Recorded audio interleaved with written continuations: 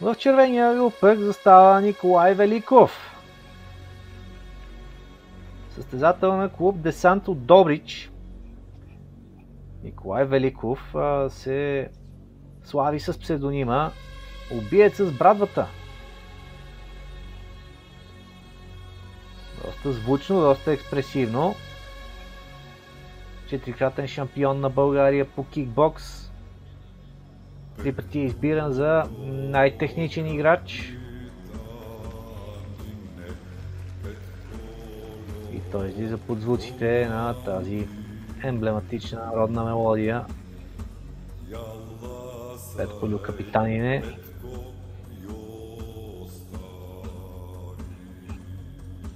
Николай Великов, участник на Real Pain Challenge, участник на Pro Fight, участник на Grand Kickboxing Fight Night.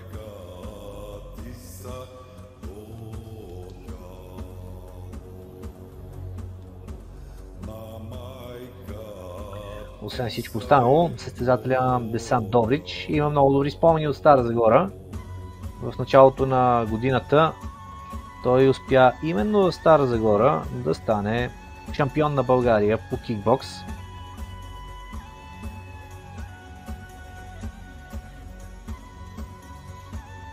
Освен това имаме една допълнителна интрига. Това е битка между представители на клубове от Варна и от Добрич. Тези своеобразни междусъседски отношения винаги са интересни. И така, дами и господа, тази среща, отново го казваме, в категория 71 кг по правилата на К1. 3 рунда по 3 минути. Нека да подираме боеца от синия ъгъл. Радослав Ангелов! И неговия опонент от червения ъгъл Николай Великов! Рефер на тази среща ще бъде Илия Спасов.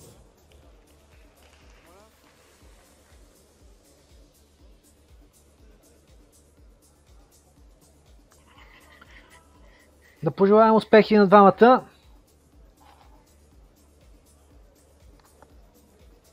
Кой от тях ще покаже по-добър кикбокс. 3 рунда по 3 минути с червените ръкавици е Николай Великов, с сините Радослав Ангелов.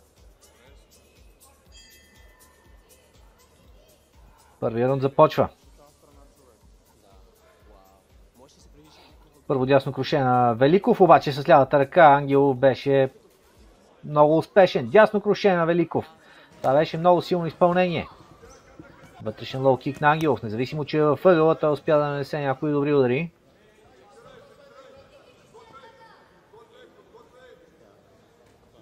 До въжетата Ангелов понесе тежък удар от лявата ръка на Николай Великов. Дясно круше на Радо Ангелов. И сега с лявата ръка също хубав удар. И пушкик на Великов с ляв, прав и дясно круше продължи своята комбинация на Николай Великов, когато се стигне до този клинч.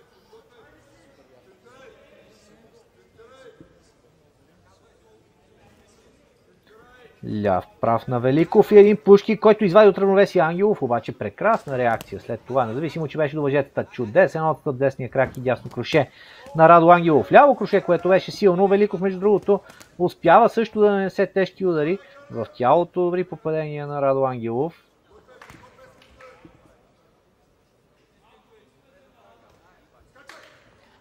Пусна левия прав Николай Великов.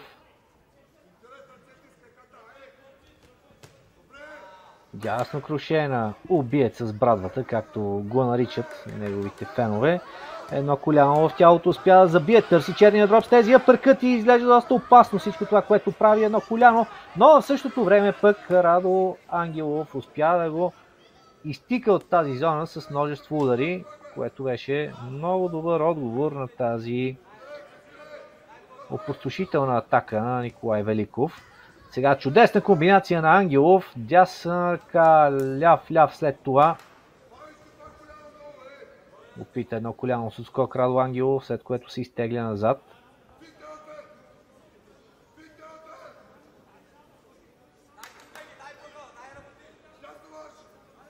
В ъгъла е Радо Ангелов. Великов обаче прекалено много изчака, навярно.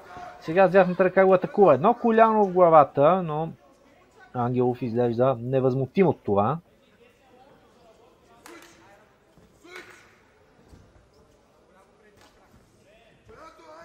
Добър удар с дясната ръка на Радо Ангелов, след което клинч.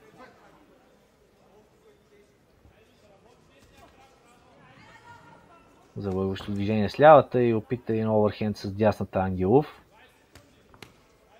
Малко по-динамично начало на Николай Великов. Към края на рунда обаче смъкна темпото, но сега да видим няма ли нещо интересно да стане. Удар с коляно в тялото. Контратака на Радо Ангелов с дясната ръка. Хубав удар с дясната на Великов и ляво коляно последва след това в тялото. Отново търси черния дроп на Ангелов. Край на първия рунд. Много интересен матч между двамата състезатели.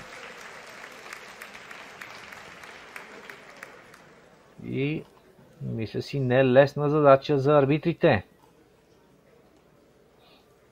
Ще гледаме и втори рунд на тази среща. Тук на повторението виждаме, че се получи май изблъсък глава в глава, от която за щастие нямаше тежко пострадали.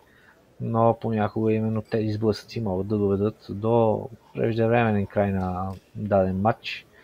При това по супер нелеп начин.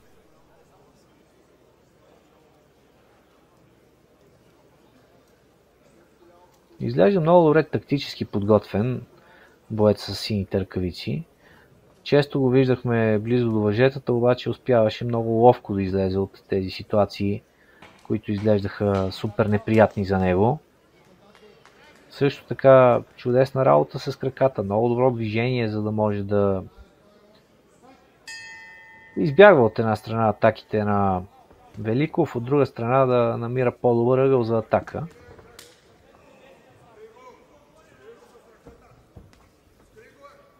С дясната ръка пробва да атакува Николай Великов в началото на втория рунд. Вътрешен лоу-кик, след което много бърза атака с десния крак, търсейки боди-кика. Хубава размяна се получава тук. По едно ляво коляно си забиха двамата.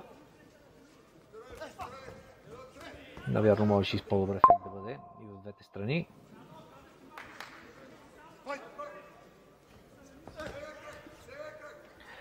Хубава комбинация. Дясно круше и ляв лоу-кик от Ники Великов. С дясната ръка пробва да атакува след това и ляво круше. Отговора на Радо Ангелов е много сериозен. Пусна лявата ръка Ангелов. Отнесе едно ляво коляно от Великов.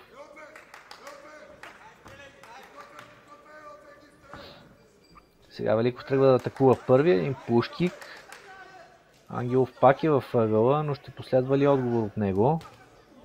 Спининг бек кик. Добро изпълнение. Този удар нарани Ангелов и Великов. Сега е момента, в който трябва да се възползва, за да просне съперника си. Поредица от удари. Ангелов стои твърд в близост до въжетата и така и не падна, но чудесен спининг бек кик. След това още един ритник в главата от Николай Великов. Страхотна серия на Великов. Един много красив период в матча за него.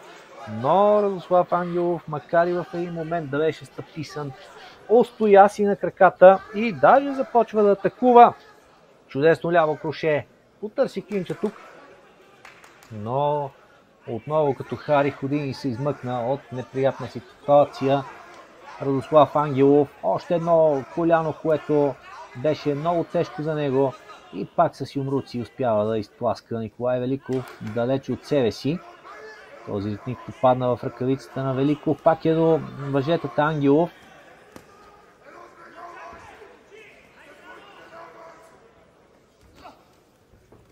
Честно да ви кажа, не знам на каква е етимологията на прякора на Николай Великов, убиец с брадвата. Няма да се отчудя, ако едно от любимите му изпълнения е крак брадва.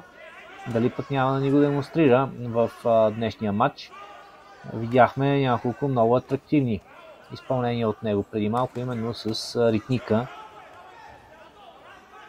Но те не можаха да довършат неговия съперник. И матчът продължава много интересен вече в края на втория рунд. Хубаво дясно круше на Николай Великов.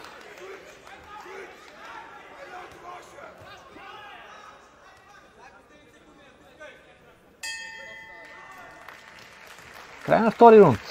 Отново не е лесна задачата на арбитрите и все пак навярно за Николай Великов трябва да се даде някакво предимство, защото най-значимите атаки в този матч бяха негови и сега на повторение ще видим положенията, при които наистина в много тежка ситуация постави своя съперник. Ето тук сега ще видите какво се случи. Спининг бек кик в главата на Ангелов попадна, няколко крушета след това.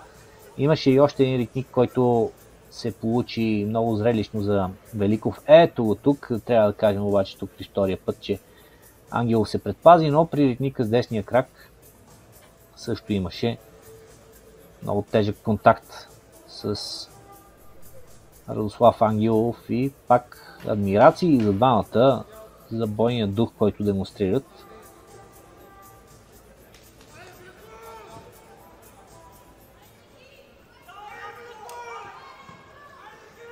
Предстои ни трети рунд, който ще бъде решителен.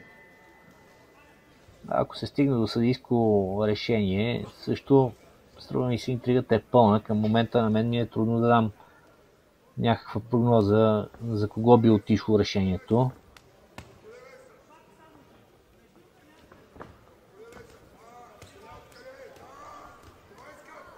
Добра, разнообразна атака на Николай Великов.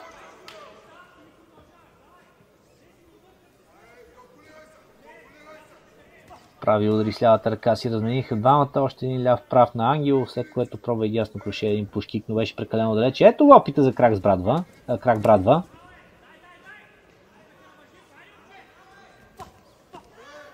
Ляво круше на Великов, обаче Ангелов също отвърна с хубава атака.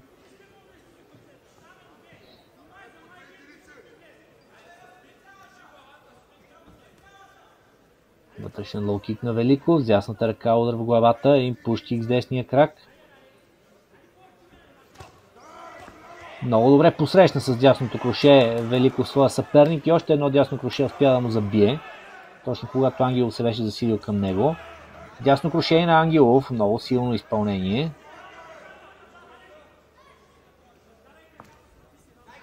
Пушкик на Великов, след което дясно круше и ляво коляно. Още едно чудесно попадение с лявата ръка за Великов, но пък Ангелов с дясната успя да разтърси главата на своя съперник от Добрич.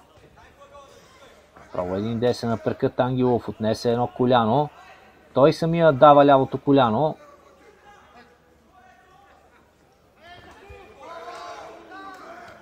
Дясно коляно на Великов, дясно круше на Ангелов. Чудесен беше спининг бек кика на Великов. Именно тези изпълнения, тези атрактивните ритници с завъртане, хайкикове, които опита Николай Великов и във втория и в третия рунд, може би те би трябвало да му дадат някакво предимство в очите на арбитрите, ако се стигне до съдийското решение, разбира се. Остават около 45 секунди, 40 секунди вече до края на матча. Трябва да кажем, че по-разнообразната игра е на Николай Великов. Доста повече работи с краката в атакуващ план. Ляво круше на Ангелов. Дясно круше сега. Едно коляно на Ангелов. Коляно и на Великов, който е до въжетата. Ангелов опита с пред в тялото да атакува. Позицията се обръща и нова разнообразна атака на Николай Великов. Пробва едно дясно круше Радо Ангелов. Пушкик на Великов. Последни секунди и някой значим удар ще има ли сега? Коляно от левия крак на Великов. И всеки момент ще чуем финалния гонг. Всъщност 10 на секунди има още. Разминаване между хронометъра, който гледахме, и официалното съдийско време измерване. Край на матча. Доволен от себе си е Великов и струва ми се, че ако съдим и по реакцията на Радо Ангелов, победата ще отиде за боеца в червения ъгъл, а именно Николай Великов. Всеки момент обаче това ще го разберем междувременно.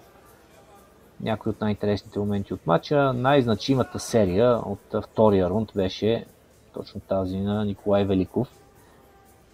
И даже бе леко очудващо, че не се стигна поне до нокдаун в тази поредица от опасни удари, които добричлията успя да нанесе.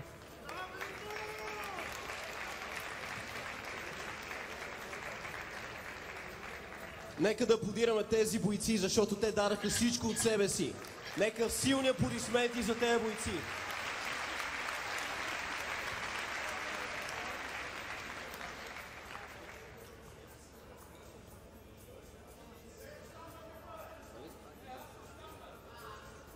Така, дами и господа, имаме съдийско решение. То е 3-0 съдийски гласа за победителя в червения ъгъл Николай Великов! Николай Великов печели този матч и съвсем заслужено, бих добавил аз, получи поздравленията на своя достоен съперник Радослав Ангелов, който изигра силен двубой, но не можа да бъде достатъчно силен, за да победи Великов. Още веднъж аплодисменти за тези войни!